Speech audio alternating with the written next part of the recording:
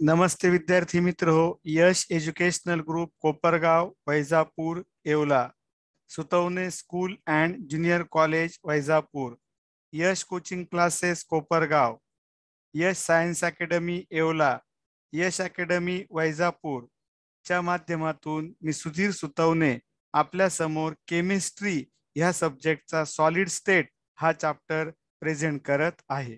या चॅप्टरच्या माध्यमातून आपली बोर्ड, नीट, MST CET व JEE ह्या एक्झामची तयारी चांगल्या प्रकारे होऊ शकते. तर लास्ट लेक्चरमध्ये काही पार्ट ह्या चॅप्टरचा आपण ऑलरेडी बघितलेला आहे. त्याच्या पुढचा पार्ट आपण या ठिकाणी कंटिन्यू करू.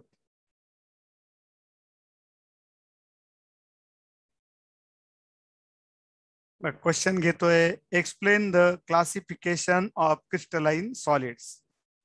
Explain the classification of crystalline solid. Crystalline solids म्हणजे काय ऑलरेडी आपण बघितलेलं आहे की ज्या सॉलिड्स मध्ये पार्टिकलची अरेंजमेंट ही रेग्युलर असते त्यांना म्हणतात क्रिस्टलाइन सॉलिड. तर त्यामध्ये there are crystalline solids are classified into 4 type. Crystalline सॉलिडचे 4 प्रकार आपल्याला घेता येत आहे. And these types are, first is type that is ionic solid. 4 प्रकारामध्ये पहिला जो प्रकार आहे त्याला म्हणतात आयोनिक सॉलिड. आयोनिक सॉलिड म्हणजे काय असतं? The substance which is made up of ions, that is made from कॅटायन्स and anions. बघा आता इथे NaCl चे एक्झाम्पल घेऊ आपण. Example is NaCl. बघा आता NaCl मध्ये कशापासून पदार्थ तयार झाला आहे? Cation Na plus Cl minus, Na plus Cl minus, Cl minus, Na plus, Cl minus, Na plus, इथे घेता येईल Na plus, Cl minus, Na plus, Cl minus. बघा आता हे झालं NaCl चं क्रिस्टल स्ट्रक्चर. आणि याच्यात जर तुम्ही बघितलं तर सांगा कॉन्स्टिट्युएंट पार्टिकल, म्हणजे ज्याच्यापासून पदार्थ तयार झालेला आहे ते पार्टिकल.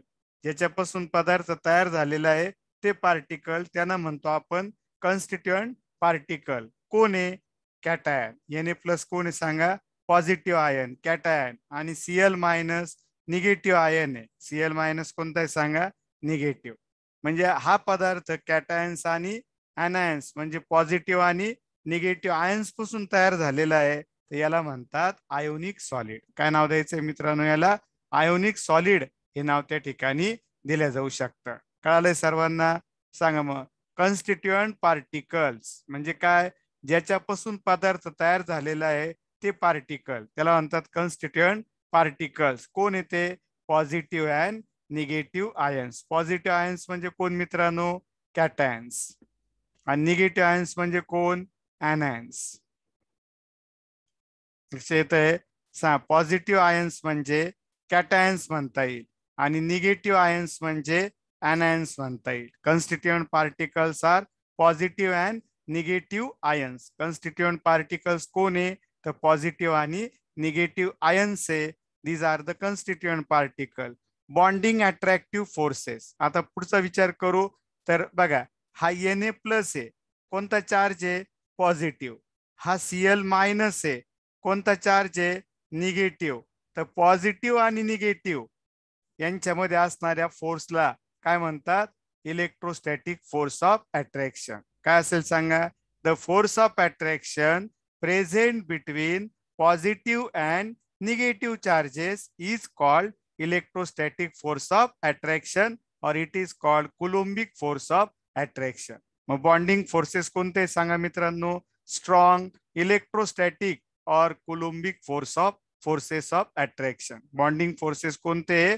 तर स्ट्रॉंग, इलेक्ट्रोस्टॅटिक और कुलोम्बिक फोर्स. कोणत्या फोर्सला इलेक्ट्रोस्टॅटिक्स म्हणतात सांगा?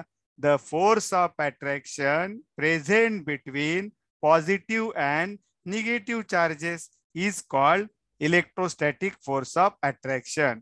यांच्यामध्ये जे पार्टिकल आहे त्यांना बाइंड करणारा फोर्स त्याला आपण नाव देऊ बॉन्डिंग अट्रॅक्टिव्ह फोर्स. कोण येते?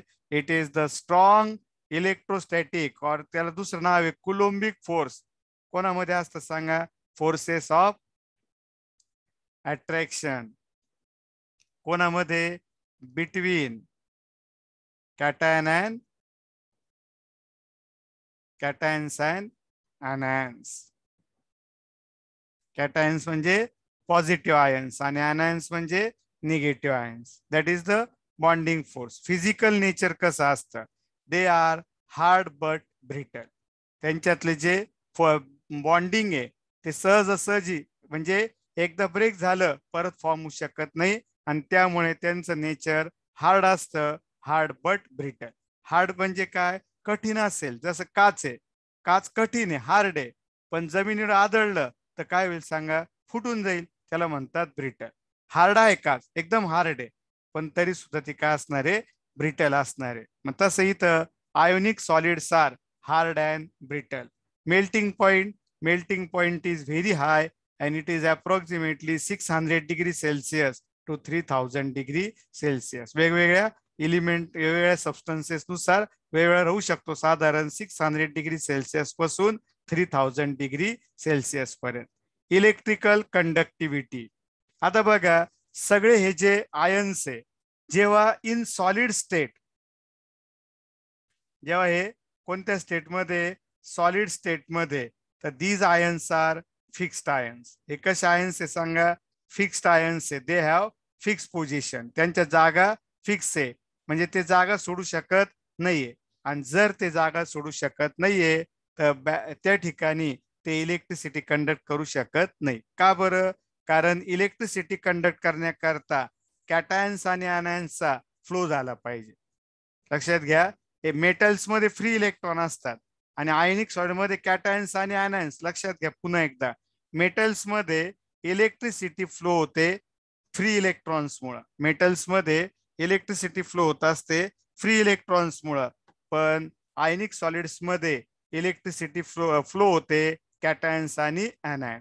पण सॉलिड स्टेट असताना हे कॅटायन आणि anions कसे फिक्स्ड आयन्स आहे आणि they can not leave their position, ते त्यांची जागा सोडू शकत नाहीये. And therefore they can not conduct the electricity and act as a insulator in solid state. म्हणजे जेव्हा आयोनिक सॉलिड्स हे सॉलिड स्टेट मध्ये असतात तेव्हा त्यांचे आयन फिक्स असतात, त्यांचे आयन्स मोशन करू शकत नाही, जागा सोडू शकत नाही आणि त्यामुळे ते इलेक्ट्रिसिटी कंडक्ट करू शकत नाही. आणि म्हणून in solid state the ionic solids act as a insulator. बघा, insulator in solid state. Electrical कंडक्टिव्हिटीचा विचार केला तर ionic solids are insulator in solid state. पण मी याला वितळवलं तर सांगा, वितळवल्यानंतर cations and anion become free.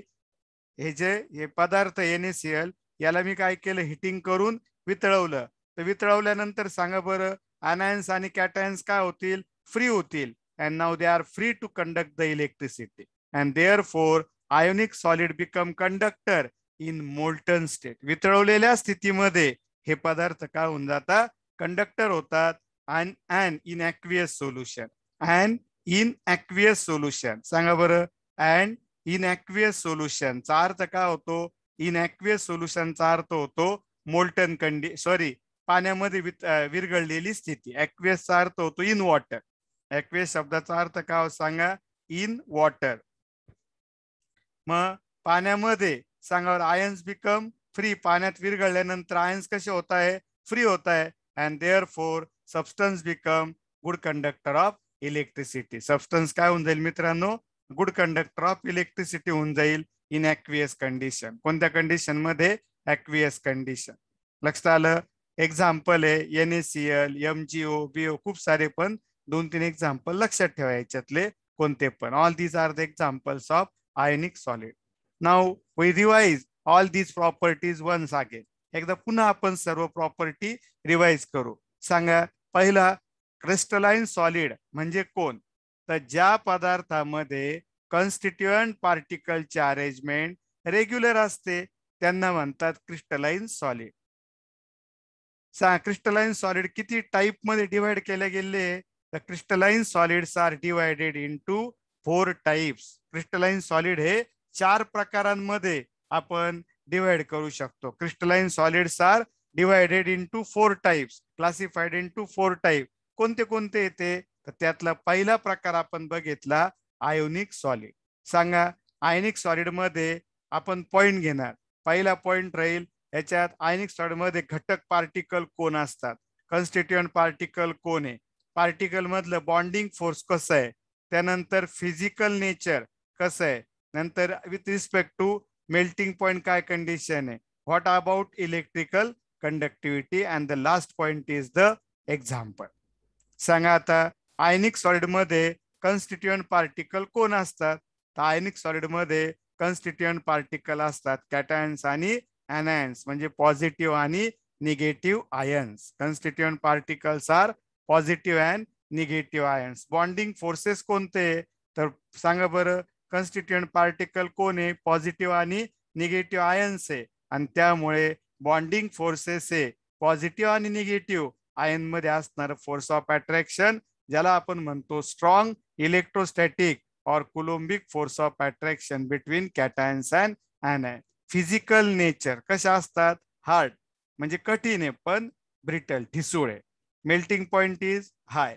Electrical conductivity सांगा, in solid state the ions are not free to conduct the electricity. Ions have fixed position, they cannot leave their position, and therefore in solid state the ionic solid act as an insulator or insulators in solid state but become conductor in molten म्हणजे वितळवलेली स्थिती, and in aqueous म्हणजे पाण्यामध्ये विरघळलेली स्थिती. या molten state मध्ये आणि aqueous state मध्ये they become good conductor of electricity because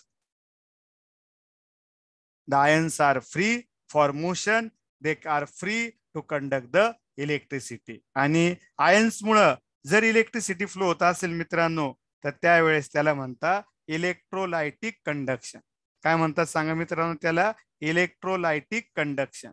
मग electrical conductivity, insulators in solid state but conductors in molten state and in aqueous state. Electrical कंडक्टिव्हिटीचा जर विचार केला तर insulator in solid state but conductor in molten state and in aqueous solution. Example है NaCl, MgO.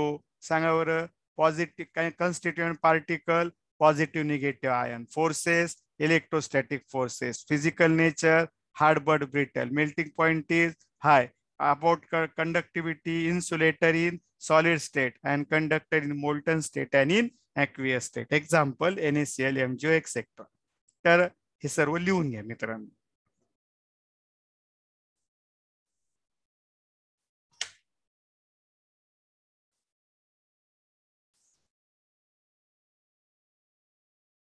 Next part कडे आपण हे सर्व लिहिल्यानंतर नेक्स्ट पार्ट कडे आपण जातोय.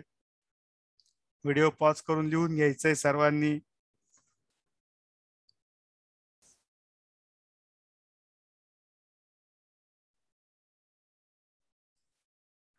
तर सेकंड टाइप आपण बघतोय, and that second type is covalent solid और नेटवर्क सॉलिड. कोव्हॅलंट सॉलिड और नेटवर्क सॉलिड. बघा बरेचसे एक्झाम्पल आहे. सिलिकॉन कार्बाइड आहे, नंतर त्या ठिकाणी डायमंड सुद्धा आहे, क्वार्ट्ज आहे, SiO2. आपण सिलिकॉनचं एक्झाम्पल घेऊ पहिल्यांदा, सोपं. सिलिकॉनचा ॲटॉमिक नंबर आहे 14. सिलिकॉनचा ॲटॉमिक नंबर किती आहे? 14. इलेक्ट्रॉनिक कॉन्फिगरेशन आहे 2,8,4. सांगा मित्रांनो, लास्ट ऑर्बिट मध्ये किती इलेक्ट्रॉन प्रेझेंट आहे? Last orbit contain 4 electron. Last orbit मध्ये 4 इलेक्ट्रॉन या ठिकाणी प्रेझेंट आहे. In last orbit 4 electrons are present. लक्षात येत आहे ना? मग आता ह्या 4 इलेक्ट्रॉनचा वापर करून सिलिकॉन काय करतो? तर सिलिकॉन शेजारच्या 4 सिलिकॉन बरोबर 4 कोव्हॅलंट बॉन्ड तयार करतो. लक्षात घ्या बा, इथं हे 2 डॉट मी दाखवतो, इलेक्ट्रॉनच्या पेअर आहे. त्यात एक इलेक्ट्रॉन एका सिलिकॉनचा, दुसरा इलेक्ट्रॉन दुसऱ्या सिलिकॉनचा आहे. सांगा सिलिकॉननी काय केलं? या सेंटरच्या सिलिकॉननी 4 बॉन्ड तयार केले. बा इथं दाखवतोय मी.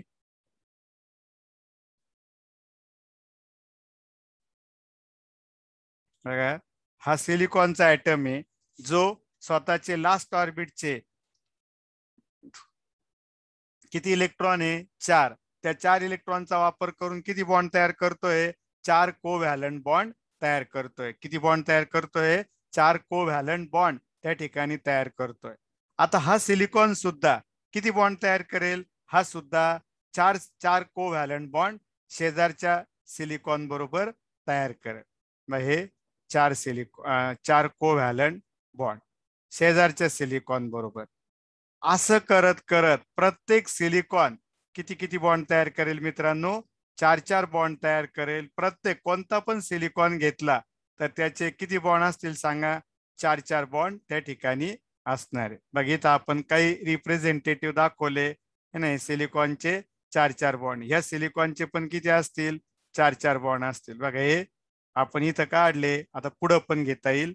सांगा इथं सिलिकॉन पुढच्या सिलिकॉन बरोबर 4 बॉन्ड. सर्व सिलिकॉन किती पण तुम्ही घ्या, सर्व सिलिकॉन किती किती बॉन्ड तयार करतील? 4. आणि असं करता करता ते स्वतःची एक पूर्ण जाळी तयार करून टाकतील, एक नेटवर्क तयार करतील. आणि म्हणून ह्या सॉलिडला काय म्हणतात? Network solid. काय म्हणतात मित्रांनो? Network solid. का बरं? कारण नेटवर्क सॉलिड का म्हणायचंय? कारण इथं असणारा प्रत्येक ऍटम शेजारच्या 4 ऍटम बरोबर 4 कोव्हॅलंट बॉन्ड तयार करतं. आणि असं करता करता ते एक पूर्ण जाळी तयार करतात, म्हणून त्याला नेटवर्क सॉलिड म्हणतात. सांगा मित्रांनो, प्रत्येक सिलिकॉननी दुसऱ्या सिलिकॉन बरोबर कोणते बॉन्ड तयार केले? कोव्हॅलंट. आणि म्हणून याला कोव्हॅलंट सॉलिड हे सुद्धा नाव दिल्या जाऊ शकतंय. सांगा काय नाव दिलं जाऊ शकतंय? Covalent solid. लक्षात येतंय? आणि मग सांगा बरं, इथं कन्स्टिट्युएंट पार्टिकल कोण आहे? तर सिलिकॉनचे ऍटम, म्हणजे इन जनरल कन्स्टिट्युएंट पार्टिकल्स असतात ऍटम्स. कन्स्टिट्युएंट पार्टिकल कोण असतात? ऍटम्स. नंतर बॉन्डिंग फोर्स कोणतं आहे? तर कोव्हॅलंट बॉन्डिंग. कोणतं बॉन्डिंग फोर्स आहे? कोव्हॅलंट बॉन्डिंग हे बॉन्डिंग फोर्स त्या ठिकाणी प्रेझेंट आहे. तिसरा पॉइंट आपण फिजिकल नेचर. तर फिजिकल नेचर मध्ये काही एक्झाम्पल घेतोय. SiO2 याला म्हणतात क्वार्ट्ज. नंतर SiC silicon carbide, diamond, aluminium nitride, ALN. These are very hard. हे सगळे कसे असतात सांगा? व्हेरी हार्ड, एकदम हार्ड, कठीण असतात. पण सांगा ग्राफाइट हा सॉफ्ट असतो. एकमेव एक्झाम्पल याच्यात जर थोडा विचार घेतला बाकीच्या एक्झाम्पलच्या तुलनेत, तर ग्राफाइट हा कसा आहे सांगा? सॉफ्ट आहे. आता याचं कारण काय? व्हाय ग्राफाइट इज सॉफ्ट? तर लक्षात घ्या, हे जे बाकीचे सर्व सबस्टन्सेस आहे, बाकीचे सर्व substances they contain sigma bond, sigma bonding. त्यांच्यामध्ये आपल्याला माहिती आहे कोव्हॅलंट बॉन्डचे 2 प्रकार असतात. ज्यांना माहित नसेल त्यांनी आता लक्षात घ्या की कोव्हॅलंट बॉन्डचे 2 प्रकार आहे. एक सिग्मा बॉन्ड आणि एक पाय बॉन्ड. एक सिग्मा बॉन्ड आणि एक पाय बॉन्ड. सिग्मा बॉन्ड हे एकदम हे अशा प्रकारचे बॉन्ड आहे की जे एकदम स्ट्रॉंग असतात. आणि पाय बॉन्ड हे वीक बॉन्ड असतात. पाय बॉन्ड हे कसे असतात? वीक बॉन्ड असतात. लक्षात आलं का? मग सांगा बरं, हे बाकीचे जे मटेरियल आहे, सिलिका म्हणजे quartz, SiO2, silicon carbide, diamond, aluminium nitride, they are very hard because they contain all the bonds are of sigma type. त्यांच्यामध्ये असणारे सर्वचे सर्व बॉन्ड सिग्मा बॉन्ड असतात आणि त्यामुळे ते एकदम हार्ड असतात. But graphite content 1 pi bond. म्हणजे जे ग्राफाइट मध्ये कार्बनचे जे जसं सिलिकॉन 4 बॉन्ड तयार करतो, तसं कार्बन सुद्धा, ग्राफाइट म्हणजे कोण आहे? कार्बनचाच प्रकार आहे, आपल्याला माहिती आहे. तर तो सुद्धा 4 बॉन्ड तयार करेल. पण त्या 4 बॉन्ड मधले 3 बॉन्ड सिग्मा बॉन्ड असतील आणि एक बॉन्ड कोणता असेल मित्रांनो? तर पाय बॉन्ड असेल. एक बॉन्ड कोणता असेल? पाय बॉन्ड असेल. म्हणून ते सॉफ्ट आहे. त्या पाय बॉन्ड वीक असल्यामुळं मटेरियल कसं बनतं? सॉफ्ट बनतं. नंतर नेक्स्ट पॉइंट येईल about melting point. Melting point is very high, खूप जास्त असतो due to strong covalent bonding and it is about 1200 degree Celsius, 1200 degree Celsius to 2400 degree 4000 degree Celsius. किती येईल सांगा? 4000 degree Celsius. Electrical conductivity insulator. सर्वचे सर्व insulator आहे.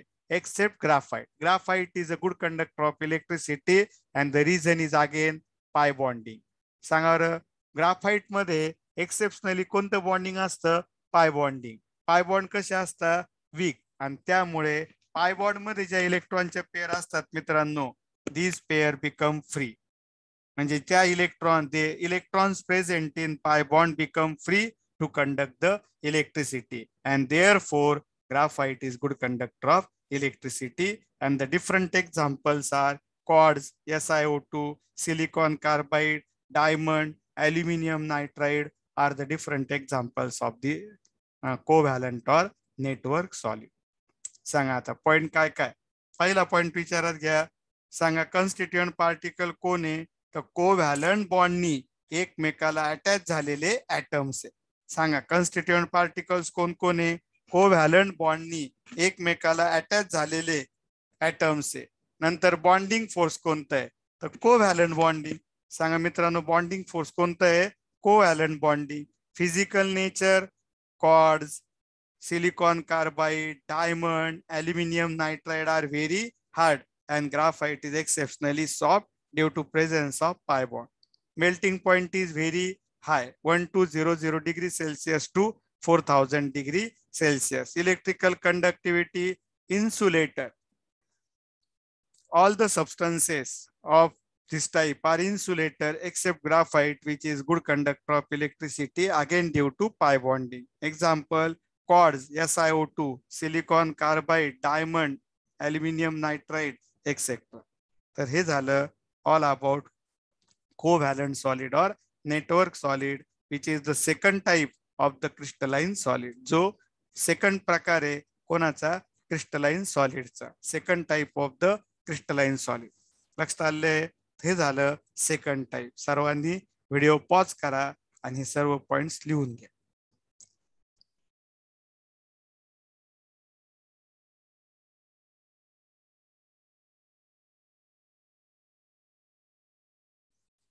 त्यानंतर आपण पुढच्या पार्टकडे त्या ठिकाणी जाऊ शकतोय ना. तर हे सर्व तुम्ही लिहून घेतलेलं आहे.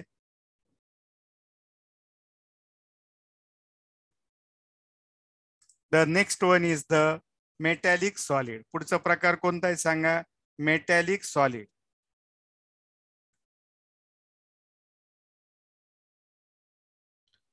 आता मेटॅलिक सॉलिड्स म्हणजे काय? All the metals are metallic solid. सर्व जे मेटल्स आहे ते मेटॅलिक सॉलिड आहे.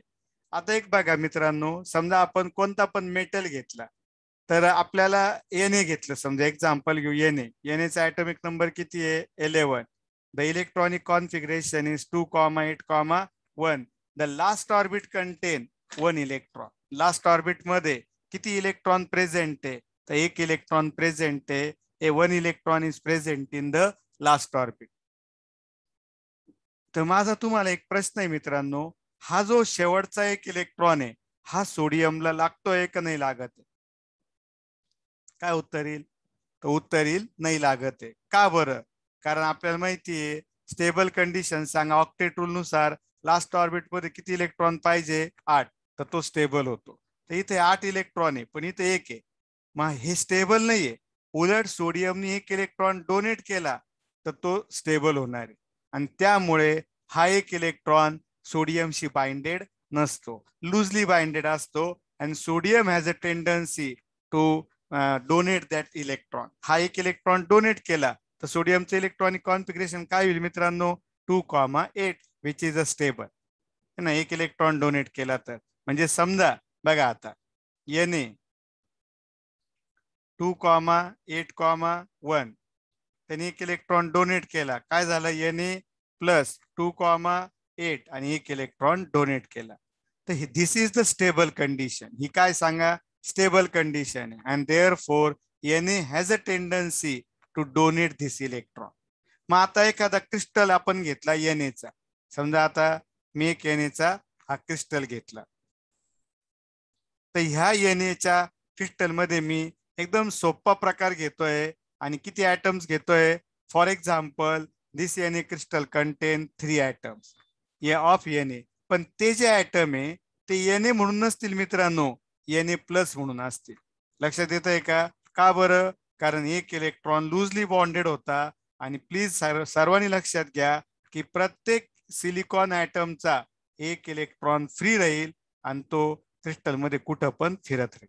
बघा हे 3 ॲटम आहे, त्याचे 3 फ्री इलेक्ट्रॉन आहे. आणि जे सोडियम Na+ आहे त्या हा फिक्स पोझिशनचा आहे. हा फिक्स पोझिशनचा आहे. हे Na+ आयन्स आहे, हे फिक्स पोझिशन्स आहे. आणि हे जे इलेक्ट्रॉन आहे हे मोबाईल इलेक्ट्रॉन आहे किंवा फ्री इलेक्ट्रॉन.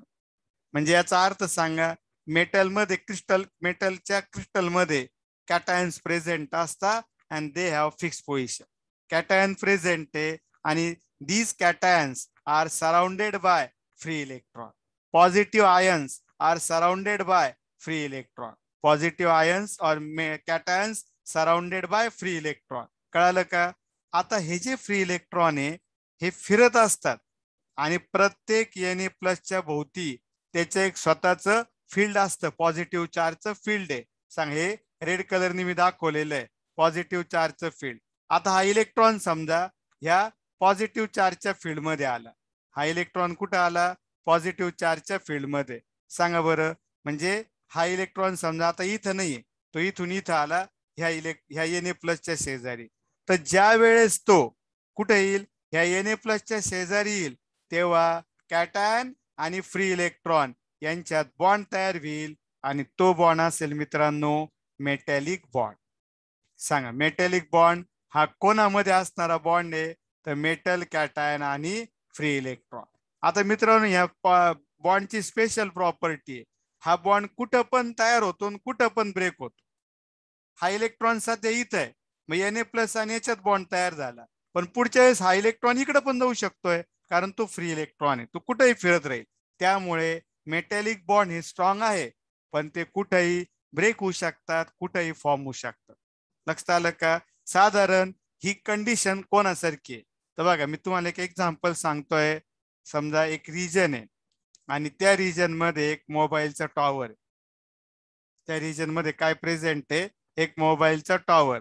तर त्या मोबाईल टॉवरची एक रिजन असतं, क्षेत्र असतं, प्रभाव क्षेत्र, की तेवढ्या भागात मोबाईल आला या टॉवर पासून. समजा असं समजू की 5 किलोमीटरचा एरिया आहे कोणाच्या भोवती? टॉवरच्या, की त्या भागात त्या टॉवरचं रेंज आहे. मग आता एक मोबाईल इथं आहे. सांगा, ह्या टॉवरच्या रेंज मध्ये आहे का? नाहीये. ह्या टॉवर आणि ह्या मोबाईल मध्ये बॉन्ड तयार झालेला आहे का? नाही झालेला. पण जेव्हा तो मोबाईल, बघा आता सध्या हा मोबाईल जो आहे,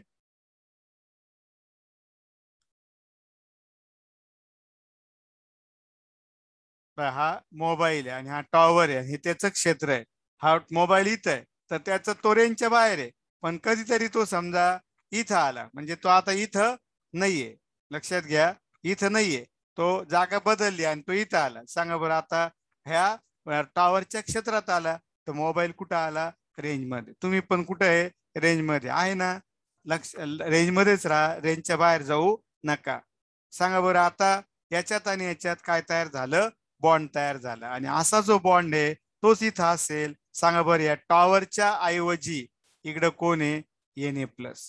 ह्या टॉवरच्या ऐवजी इकडं कोण आहे? Na+. आणि हा मोबाईलच्या ऐवजी सांग इकडं कोण आहे? Free electron. आणि जेव्हा मोबाईल टॉवरच्या शेजारी येतो तेव्हा बॉन्ड तयार होतो, मोबाईल रेंज मध्ये येतो, पण मोबाईल दूर गेला की बॉन्ड लगेच ब्रेक होतो. तसं जेव्हा फ्री इलेक्ट्रॉन Na+च्या शेजारी येतो तेव्हा बॉन्ड तयार होतो, पण Na+ पासून इलेक्ट्रॉन दूर गेला की बॉन्ड ब्रेक होतो. आणि सांगा बरं, मग मेटल कॅटायन आणि फिक्स्ड मेटल कॅटायन आणि फ्री इलेक्ट्रॉन यांच्यात जो बॉन्ड असतो त्या बॉन्डला काय म्हणतात मित्रांनो? Metallic bond. आणि ज्या सॉलिड्स मध्ये असे मेटॅलिक बॉन्ड असतात त्याला म्हणतात मेटॅलिक सॉलिड्स. काय म्हणतात त्या मित्रांनो? त्याला मेटॅलिक सॉलिड्स. कळतंय? लक्ष येते सर्वांच्या? मग सांगा बरं, तिसरा प्रकार आपण बघतोय, that is type of solid non as the metallic solid. कोण आहे सांगा? Metallic solid. आता याच्यात कन्स्टिट्युएंट पार्टिकल्स कोण आहे? याच्यात कन्स्टिट्युएंट पार्टिकल्स कोण आहे? तर आत्ताच आपलं झालं. सांगा बरं, कोणाच्या जागा फिक्स आहे? मेटल कॅटायनच्या. मग ते मेटल कॅटायन आणि त्याच्या भोवती कोण प्रेझेंट आहे? Free electron. मग metal cations surrounded by free electrons. काही सांगा मेटल कॅटायन कन्स्टिट्यूएंट पार्टिकल कोण आहे? मेटल कॅटायन, पण त्यांच्या भोवती कोण आहे? Free electron. म्हणून काय येईल overall? Metal cation surrounded by free electron are the constituent particle. हे घटक कण असतील. सांगा आता याच्यात बॉन्डिंग कोणामध्ये कोणतं बॉन्डिंग आहे? Metallic bonding is present. कोणतं बॉन्डिंग प्रेझेंट आहे मित्रांनो? Metallic bonding is present. Bonding attractive forces कोणतं येईल? Metallic bonding. Bonding attractive forces कोणतं येईल? Metallic bonding. सांगा काय ते? इलेक्ट्रिक अट्रॅक्शन बिटवीन कॅटायन म्हणजे हे Na+ आणि फ्री इलेक्ट्रॉन. कॅटायन आणि फ्री इलेक्ट्रॉन यांच्यातलं जे बॉन्डिंग फोर्स आहे, अट्रॅक्टिव्ह फोर्स आहे, तर ते इथं असेल बॉन्डिंग अट्रॅक्टिव्ह फोर्स, ज्याला नाव द्यायचं मेटॅलिक बॉन्डिंग. सांगा बरं मेटॅलिक बॉन्डिंग म्हणजे काय? मेटल कॅटायन आणि फ्री इलेक्ट्रॉन. काय सांगा? मेटल कॅटायन आणि फ्री इलेक्ट्रॉन यांच्यामध्ये जे फोर्स प्रेझेंट असतं त्याला म्हणतात metallic bonding. And here it is attractive bonding और bonding attractive force. Physical nature बघा, मेटल कशा असतात? हार्ड कॅरेक्टरच्या असतात, कठीण असतात, बट मॅलिएबल अँड डक्टाईल. आता मॅलिएबिलिटीचा अर्थ काय होतो? On hammering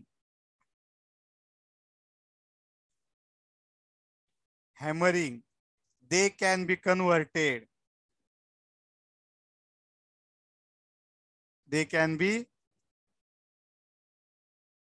converted into sheets. They can be converted into sheet. म्हणजे जर आपण एखादा मेटलचा पीस आहे त्याच्यावर हॅमरिंग केलं तर त्याच्या आपण पत्र्यामध्ये रूपांतर करू शकतो. आणि मेटलच्या ह्या प्रॉपर्टीला म्हणतात मॅलिएबिलिटी आणि ह्या नेचरला म्हणतात मॅलिएबल. मॅलिएबल म्हणजे काय सांगा?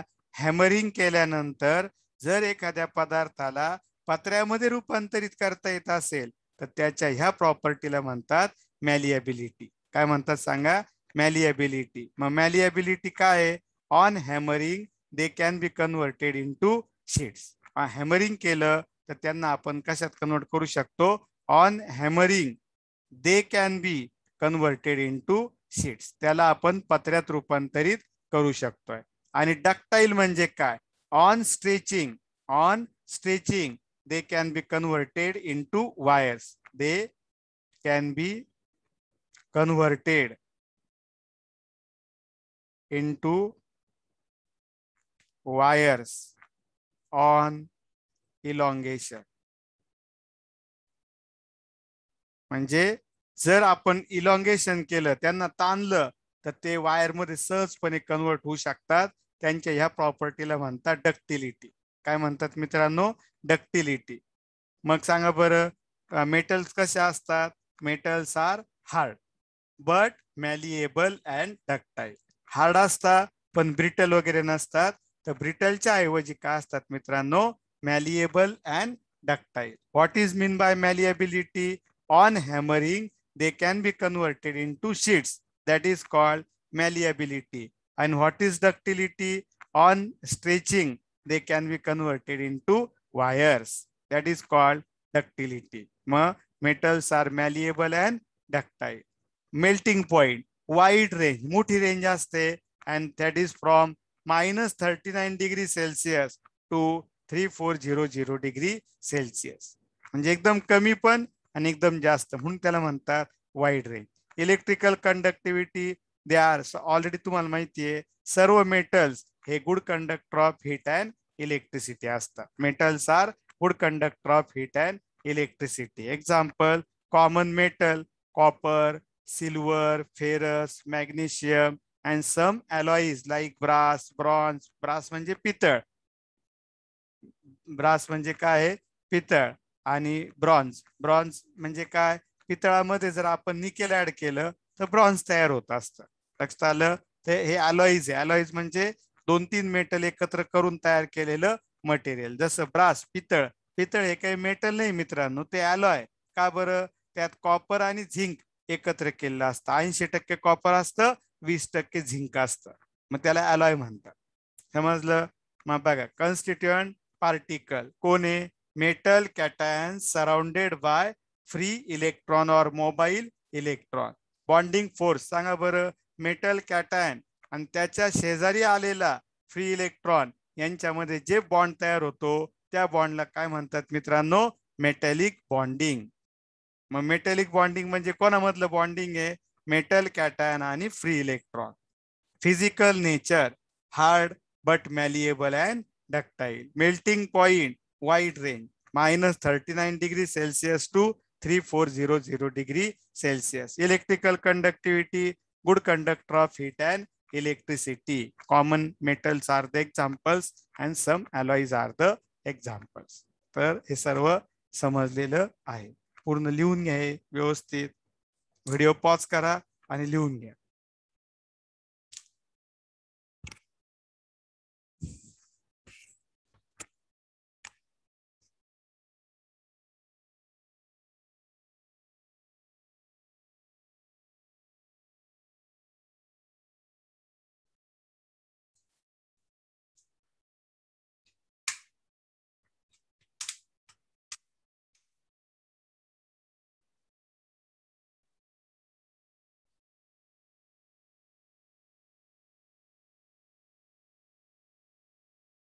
नेक्स्ट पार्ट कडे आपण जातोय आता. And that is the next part is fourth type. Molecular solids. Next type कोणता आहे सांगा मित्रांनो? Molecular solids. आता मॉलिक्युलर सॉलिड्स म्हणजे काय? तर ज्या सॉलिड्स मध्ये कॉन्स्टिट्युएंट पार्टिकल आहे mono atomic like helium. Mono atomic मॉलिक्युलचे एक्झाम्पल कोणतं आहे मित्रांनो? आयडियल गॅसेस, जे इनर्ट गॅसेस आहे, नोबल गॅसेस आहे, त्यांचे मॉलिक्युल हे सर्व गॅसेसचे मोनो ॲटोमिक असतात. कसे असतात? Mono atomic. आणि पॉलिॲटोमिक मॉलिक्युल म्हणजे सांगा H2O. बर्फामध्ये सांगा काय असतात? मॉलिक्युल H2O पॉलिॲटोमिक आहे. 2 हायड्रोजनिक ऑक्सिजन 3 ॲटम एकूण. Therefore it is called polyatomic. याच्यात एकच ॲटम आहे म्हणून याला म्हणतात मोनो ॲटोमिक. मग सांगा फोर्थ टाइप आहे मॉलिक्युलर सॉलिड. पहिला प्रकार आपण बघितला होता आयोनिक सॉलिड. दुसरा प्रकार बघितला होता आपण कोव्हॅलंट सॉलिड. कोणता आहे? आणि तिसरा प्रकार आता बघितला होता मेटॅलिक सॉलिड. कोणता प्रकार बघितला होता? Metallic solids. आणि आता आपण बघतोय चौथा प्रकार and that is the molecular solids. त्याच्यातला चौथा प्रकार कोणता आहे मित्रांनो? मॉलिक्युलर सॉलिड हा असणार आहे. सांगा mono atomic molecule helium, polyatomic molecule H2O. पहिले ऑलरेडी 3 प्रकार आपण बघितलेले आहे. आता कोणता प्रकार आहे मित्रांनो? मग चौथा मॉलिक्युलर सॉलिड. सांगा याच्यामध्ये कॉन्स्टिट्युएंट पार्टिकल कोण असतात? मोनो ॲटोमिक और polyatomic molecules. These are the constituent particle. म्हणजे ह्या प्रकारचे पदार्थ, ह्या प्रकारचे सॉलिड मोनो ॲटोमिक मॉलिक्युल किंवा पॉलिॲटोमिक मॉलिक्युल पासून तयार झालेले असतात. त्याच्यामध्ये 3 प्रकारचे बॉन्डिंग अट्रॅक्टिव्ह फोर्स आहे. 3 प्रकारचे. ते तिन्ही पण प्रकार आपण कन्सिडर करू. तर त्यामध्ये थोडस तुम्हाला काही इलेक्ट्रोनिगेटिव्हिटीच्या व्हॅल्यू माहित पाहिजे. जसं कार्बनची इलेक्ट्रोनिगेटिव्हिटी 3 आहे, ऑक्सिजनची इलेक्ट्रोनिगेटिव्हिटी 3.5 आहे, हायड्रोजनची इलेक्ट्रोनिगेटिव्हिटी 2.1 आहे. आता basically what is mean by electronegativity? Electronegativity म्हणजे एक्झॅक्टली काय? इलेक्ट्रोनिगेटिव्हिटी म्हणजे एक्झॅक्टली काय? तर एखादी इलेक्ट्रॉनची पेअर समजा आता बघा H आणि Cl यांच्यामध्ये एक बॉन्ड प्रेझेंट आहे. तर सांगा याची इलेक्ट्रोनिगेटिव्हिटी 2.1 आहे आणि याची 3 आहे. म्हणजे याचा अर्थ क्लोरीन 3 एवढ्या फोर्सनी, थोडक्यात असं म्हणा की 3 एवढ्या फोर्सनी इलेक्ट्रॉनच्या पेअरला स्वतःकडे ओढ. आणि हायड्रोजन 2.1 एवढ्या फोर्सनी इलेक्ट्रॉनच्या पेअरला स्वतःकडे ओढेल. त्याला म्हणतात इलेक्ट्रोनिगेटिव्हिटी. इलेक्ट्रोनिगेटिव्हिटी म्हणजे काय? It is the tendency of atom to attract the electron pair towards itself. स्वतःकडे इलेक्ट्रॉनच्या पेअरला अट्रॅक्ट करण्याची एलिमेंटची जी कॅपॅसिटी असते, ॲटमची जी कॅपॅसिटी असते त्याला म्हणतात इलेक्ट्रोनिगेटिव्हिटी. आणि प्रत्येक एलिमेंटच्या इलेक्ट्रोनिगेटिव्हिटीच्या व्हॅल्यू ठरलेल्या असतात, त्या बदलत नसतात. मी काही रिप्रेझेंटेटिव्ह व्हॅल्यू या ठिकाणी तुम्हाला सांगितलेल्या आहे. क्लोरीनची इलेक्ट्रोनिगेटिव्हिटी 3 आहे, ऑक्सिजनची इलेक्ट्रोनिगेटिव्हिटी 3.5 आहे, हायड्रोजनची इलेक्ट्रोनिगेटिव्हिटी 2.2 आहे. मग आता मला सांगा बरं मित्रांनो, समजा H आणि Cl सांगा. आता याच्यात आता आपण बघितलं हायड्रोजनची इलेक्ट्रोनिगेटिव्हिटी 2.1 आहे, क्लोरीनची इलेक्ट्रोनिगेटिव्हिटी 3 आहे. सांगा मग कोणाची इलेक्ट्रॉनच्या पेअरला स्वतःकडे ओढण्याची कॅपॅसिटी जास्त आहे? क्लोरीनची. मग त्यामुळे हा बॉन्ड जेव्हा आपण चेक करणार तेव्हा इलेक्ट्रॉनची पेअर काही प्रमाणात कोणाकडे शिफ्ट राहील. ही जी इलेक्ट्रॉनची पेअर आहे, ही इलेक्ट्रॉनची पेअर क्लोरीन कडे शिफ्ट झाली असेल, because chlorine is more electronegative than hydrogen. हायड्रोजनची इलेक्ट्रॉनिक 2.1 आहे, क्लोरीनची 3 आहे. मग सांगा मित्रांनो कोणाची इलेक्ट्रोनिगेटिव्हिटी जास्त आहे? क्लोरीनची. आणि त्यामुळे इलेक्ट्रॉनची पेअर कोणाकडे शिफ्ट झालेली असेल? क्लोरीनकडे. बॉन्ड ब्रेक नाही झालेला, फक्त इलेक्ट्रॉनची पेअर थोडीशी ओढल्या गेलेली आहे क्लोरीनकडे. मग ज्याच्याकडे इलेक्ट्रॉनची पेअर ओढल्या जाते त्याच्यावर मित्रांनो निगेटिव्ह चार्ज येत असतो. त्याच्यावर कोणता चार्ज येतो? Negative, delta negative. का बरं? बॉन्ड ब्रेक नाही झाला पण इलेक्ट्रॉनची पेअर शिफ्ट झाली आहे. मग ज्याच्याकडे शिफ्ट झाली त्याच्यावर हे डेल्टा आहे, डेल्टा निगेटिव्ह. आणि ज्याच्याकडून शिफ्ट झाली त्याच्यावर डेल्टा पॉझिटिव्ह. तर याला म्हणतात पॉझिटिव्ह पोल. याला काय म्हणतात? Positive pole. आणि हा जो दुसरा आहे क्लोरीन, हा काय झाला सांगा? It is the negative pole. काय झाला? Negative pole. मग सांगा बरं, हायड्रोजन हा पॉझिटिव्ह पोल झाला, क्लोरीन हा निगेटिव्ह पोल झाला. मग सांगा बरं इथे काय तयार झालं? डायपोल. आणि असे डायपोल ज्या बॉन्ड मध्ये असतात त्या बॉन्डला म्हणतात मित्रांनो पोलार बॉन्ड. काय म्हणतात? Polar bond. मग एससीएल हा काय सांगा? पोलार बॉन्ड आहे. एससीएल काय सांगा? Polar bond. पुन्हा एकदा समजून सांगतोय मी, एच आणि सीएल यांच्यामध्ये इलेक्ट्रॉनची बॉन्ड कोव्हॅलंट बॉन्ड तयार झालाय. एक पेअर कॉमन आहे, त्यातला एक इलेक्ट्रॉन क्लोरीन दिलाय, एक इलेक्ट्रॉन हायड्रोजन दिलाय आणि एक इलेक्ट्रॉनची पेअर तयार झाली. पण हायड्रोजनची इलेक्ट्रोनिगेटिव्हिटी 2.1 आहे मित्रांनो आणि क्लोरीनची इलेक्ट्रोनिगेटिव्हिटी 3 आहे. मग कोणाची इलेक्ट्रोनिगेटिव्हिटी जास्त आहे? तर क्लोरीनची इलेक्ट्रोनिगेटिव्हिटी जास्त आहे. त्यामुळे इलेक्ट्रॉनची पेअर काही प्रमाणात शिफ्ट होईल. कोणाकडे शिफ्ट होईल? तर क्लोरीनकडे शिफ्ट होईल. आणि त्यामुळे क्लोरीनवर डेल्टा निगेटिव्ह चार्ज येईल आणि तो निगेटिव्ह पोल तयार करेल. आणि हायड्रोजनवर डेल्टा पॉझिटिव्ह चार्ज येईल आणि तो पॉझिटिव्ह पोल तयार करेल. मग एक पॉझिटिव्ह पोल, एक निगेटिव्ह पोल, असे दोन्ही मिळून त्या ठिकाणी काय तयार होईल मित्रांनो? डायपोल तयार होतील. काय तयार होतील सांगा? डायपोल. आणि असं डायपोल असणारा जो बॉन्ड आहे त्याला म्हणतात पोलार बॉन्ड. आता याचं अजून तुम्हाला एक्सप्लेनेशन देईल. क्लोरीन आहे समजा आणि दुसरा पण क्लोरीन आहे आणि दोघांमध्ये इलेक्ट्रॉनची पेअर कॉमन. याची इलेक्ट्रॉनिगेटिव्हिटी किती आहे? 3. याची पण किती आहे? 3. सांगा इलेक्ट्रॉनची पेअर कोणाकडे जाईल?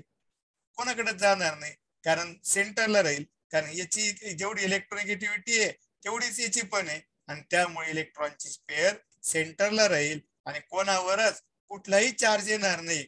आणि असा जर बॉन्ड असेल ज्या डायपोल नसतील त्याला म्हणतात मग नॉन पोलार बॉन्ड. कळालं का? सांगा डायपोल असणाऱ्या बॉन्डला काय म्हणतात? Polar bond. SCL is a polar bond. H आणि सीएल मधला बॉन्ड कसा आहे मित्रांनो? पोलार. आणि सीएल सीएल मध्ये जो बॉन्ड आहे तो कसा आहे मित्रांनो? तर तो आहे नॉन पोलार बॉन्ड. कसा बॉन्ड सांगा? तो नॉन पोलार बॉन्ड. आणि इकडचा जो बॉन्ड आहे तो मात्र पोलार स्वरूपाचा आहे. कोणत्या स्वरूपाचा बॉन्ड आहे? पोलार. कळालं का? आता समजा बघा हा Cl2 म्हणजे सीएल आणि सीएल, Cl2 आणि दुसरा Cl2. सांगा दोघांमध्ये बॉन्ड कोणते? Non polar. Non polar bond आहे. आणि असे मग यांना आपण म्हणू नॉन पोलार मॉलिक्यूल. जसं HCl is a polar molecule तसं Cl2 is a non polar molecule. आणि जेव्हा असे नॉन पोलार मॉलिक्यूल जवळ येतात, जेव्हा असे नॉन पोलार मॉलिक्यूल जवळ येतात तर त्यांच्यामध्ये जे फोर्स ऑफ अट्रॅक्शन असतं त्याला म्हणतात डिस्पर्शन और लंडन फोर्स ऑफ अट्रॅक्शन. काय म्हणायचंय? और लंडन फोर्स ऑफ अट्रॅक्शन. कळालं का? सांगा मग कोणामध्ये असणाऱ्या फोर्स ऑफ अट्रॅक्शनला लंडन फोर्स किंवा डिस्पर्शन फोर्स ऑफ अट्रॅक्शन म्हणतात? कोणामध्ये सांगा, कोणामध्ये असेल?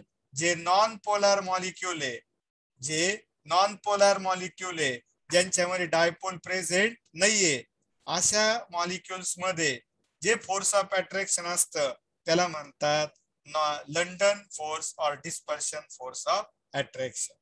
कळालं का? सांगा मग लंडन फोर्स और dispersion force of attraction is present in non polar molecules. London force और dispersion force of attraction is present in non-polar molecules. कळतंय सर्वांच्या लक्षात येतंय?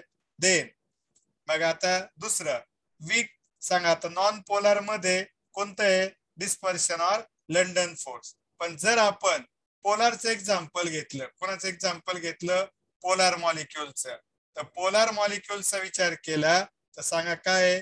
डायपोल असतात त्यात. समजा HCl आणि Cl H असं घेतलं. H आहे डेल्टा प्लस, Cl आहे डेल्टा मायनस, Cl आहे डेल्टा मायनस, H आहे सांगा. हा एक डायपोल आहे आणि हा एक डायपोल आहे. आताच आपण पाहिलं कारण ते चार्जेस आहे. आता एका मॉलिक्युलचा H डेल्टा प्लस आणि दुसऱ्याचा Cl डेल्टा मायनस यांच्यात फोर्स ऑफ अट्रॅक्शन तयार आहे. आणि त्याच मॉलिक्युलचा Cl डेल्टा मायनस आणि दुसऱ्या मॉलिक्युलचा H डेल्टा प्लस याच्यात पण फोर्स ऑफ अट्रॅक्शन तयार होईल. आणि असं जे फोर्स ऑफ अट्रॅक्शन आहे त्याला म्हणतात डायपोल डायपोल इंटरॅक्शन. काय म्हणतात सांगा? Dipole dipole interaction. लक्षात आलं? Dipole dipole interaction.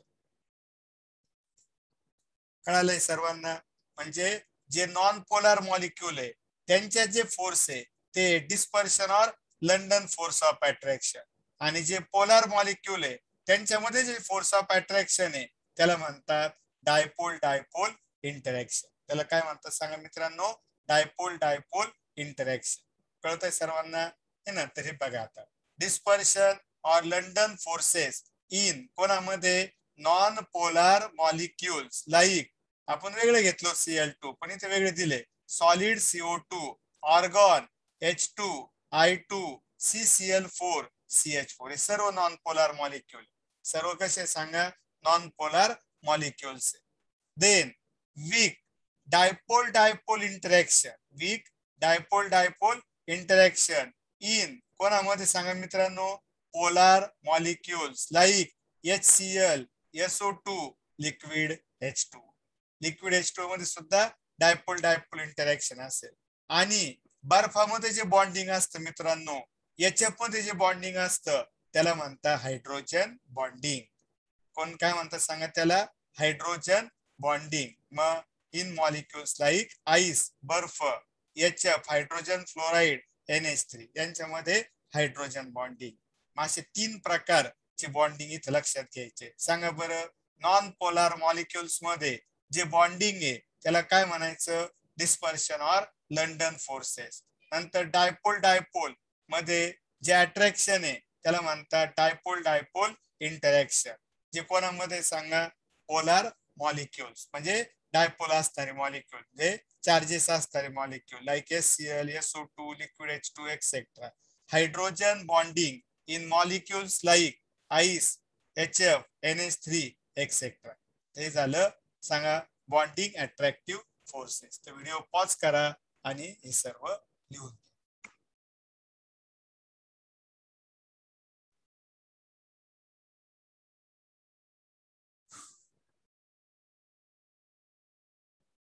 तर नेक्स्ट पार्ट कडे आपण त्या ठिकाणी जाऊ.